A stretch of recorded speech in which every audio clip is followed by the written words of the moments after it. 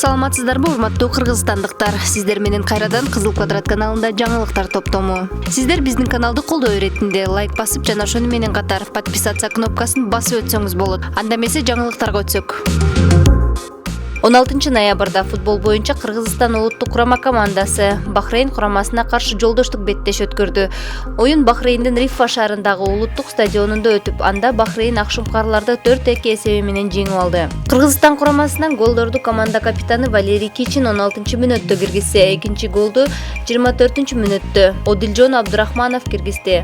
Абдурахмановдун бул голу улуттук курама үчүн дебюттук гол болду. Кыргызстан улуттук курама командасы 11 ноябрда Бириккен Араб Эмираттарында Сингапур курамасына каршы беттешип 2-1 эсебинде жеңип алган.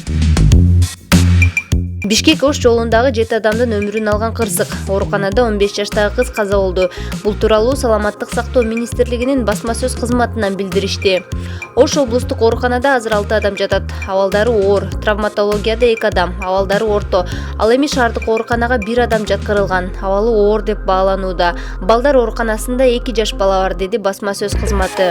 16 ноябрда Ош облусунун Кара Суу районунун Бишкек Ош унаа жолунда КАМАЗ менен Mercedes-Benz Sprinter жана Nexi унааларынын катышуусунда жол кырсыгы катталып 7 адам каза болгон.